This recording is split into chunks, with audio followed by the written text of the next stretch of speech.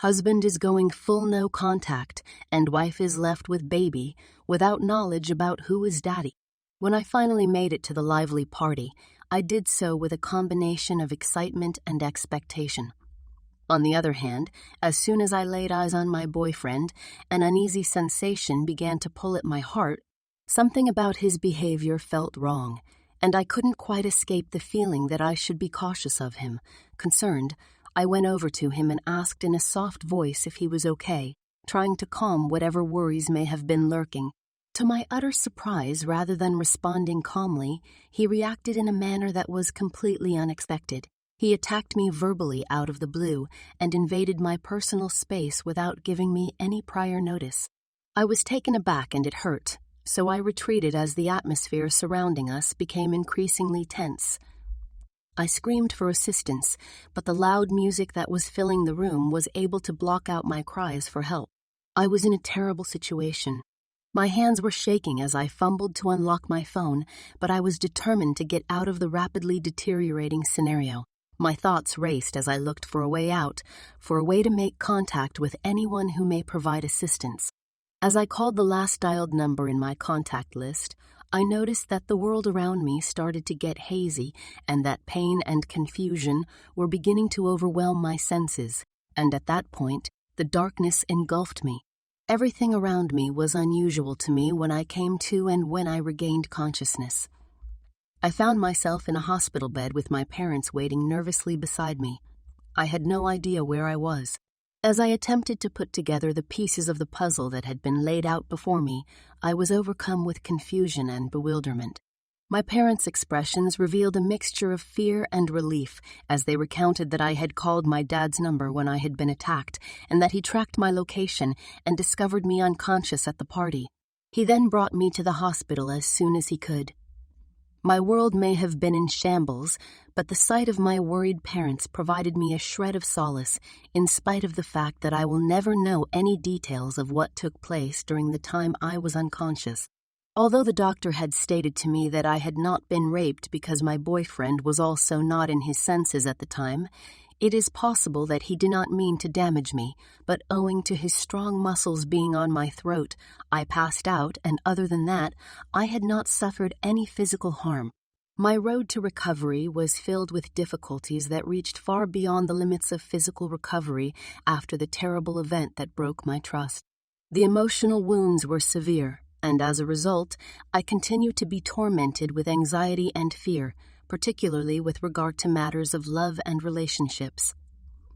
When I was a teenager and into my early 20s, I had a really difficult time developing meaningful bonds with any male. I found it especially challenging. Because of the hurts I had endured in the past, I found it challenging to trust and be vulnerable with others. The idea of being alone with my partner brought on a crushing sensation within me, as if the room were getting smaller with each passing second. Every effort at closeness felt like I was walking a tightrope between my desire for connection and my desire to keep myself safe from the possibility of harm. Even in the safest of situations, I found myself extremely vigilant and on the lookout for even the slightest indication of potential danger. It was a way for me to deal with the pain, a protection mechanism that I had developed out of necessity in order to protect my fragile heart. The drowning sensation that I was experiencing served as a reminder of the residual trauma, which was a constant presence in my life and put a shadow over the connections I had. It was common for me to undermine potential connections before they had a chance to completely develop because I feared being vulnerable and had an insatiable need to feel like I was in control of my life. The realization that my history should not determine my future required some time and effort on my part to arrive at. I began to peel away the layers of dread and worry that had been woven into my being with the assistance of therapy and a strong network of loved ones who supported me throughout the process.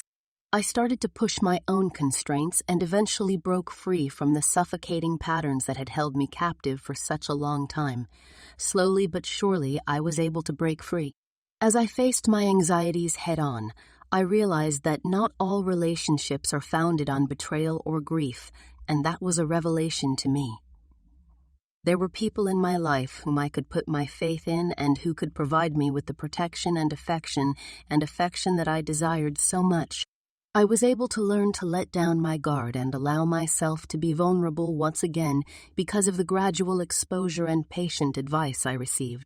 After a number of years of struggling to find my place in the murky waters of trust, I finally met someone who would be helpful in the rewriting of my story. His name was Damien, and as soon as we made eye contact with one another, there was a jolt, an unmistakable connection that resounded deeply inside my own being.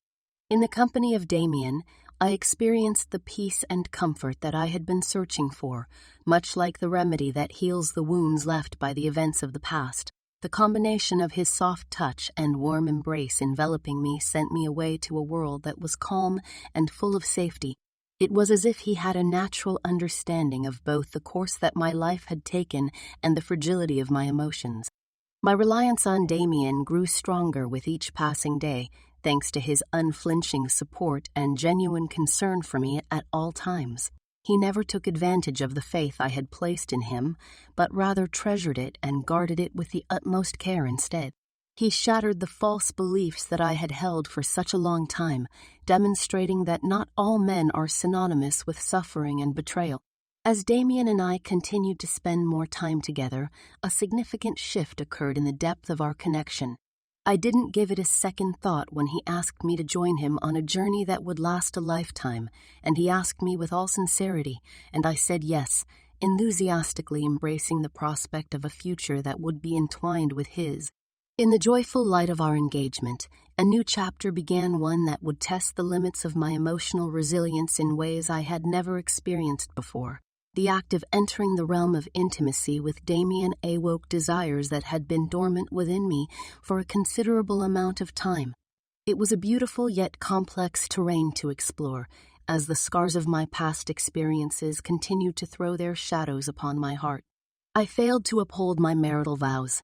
Despite having a wonderful and satisfying relationship with my husband, I was unable to explain why I felt the need to seek out new sexual encounters. I just couldn't help but feel that I owed it to myself. After being unfaithful to my spouse, I tried my hardest to make apologies to him, but I realized that I was relapsing into some of my old habits, despite my best efforts. I noticed that I was spending less time with him, putting less effort into maintaining our relationship, and instead focusing more of my attention on broadening the scope of my physical experiences with other people. My husband became suspicious after noticing a shift in my demeanor and, as a result, began acting in a suspicious manner. I always responded to his questions about where I'd been and who I'd been talking to by shrugging it off or making something up as an excuse, so he never got a response to either of those questions from me. I didn't want to be truthful with him and tell him that I was still struggling to satisfy my sexual demands and that I was looking for other sexual experiences outside of our marriage because I didn't want to hurt his feelings. I didn't want to cause him any more suffering or run the danger of permanently losing him. On the other hand, the more I tried to disprove his assumptions, the further he began to distance himself from me. He stopped displaying affection for me and started emotionally distancing himself from me. When I looked into his eyes, I saw grief and mistrust, and it hurt my heart to see both of those things there. I was conscious of the fact that I was the reason for his anguish, but I did not believe that there was anything that I could do to change the way that I conducted myself. I continued to have sexual relationships with other men, including my husband, when I found out I was pregnant. It was really unsettling for me because I was unable to administer paternity tests due to the many partners I had, and I was also clueless about how to get in touch with each and every one of them. After giving it a lot of thought, I decided to tell my husband that I was pregnant with his child because I had no other viable option, and also because, other than my physical needs, I still love my husband and cannot live without him. If I had told him that I was pregnant with someone else's child, he would have left me at the exact same moment. The news initially took him by surprise, but later he laughed about it, and we practically made a holiday out of celebrating the discovery for more than a week. During the entirety of my pregnancy, I had the distinct impression that I had regained my husband in the form that he had previously occupied. one who was lively, smiling, and loving. On the other side, as I noticed that the due date for the baby was getting closer, I became anxious. And eventually, the day arrived, and I gave birth to a healthy and gorgeous little boy. However, when my husband saw the baby, he glanced at me, then handed the baby to me, and he left the room without saying a word. When I saw the baby, I realized the reason for his still reaction, as the baby was half black. Now he knew about my disloyalty to him, but at that moment I was helpless to do anything. I called his name, but he did not come back, or maybe he did not listen because he was gone. The day that I gave birth to my son was also the day that my husband departed from my life, and after that, I never saw his face again. In fact, when I came back from the hospital, I discovered a letter and other paperwork placed at the dining table, and it was something that I was not expecting. It was a divorce paper and a letter from my husband about it. Although he had always known about my lie, he only wanted to make sure of it, which is why he waited until the birth of the child to act.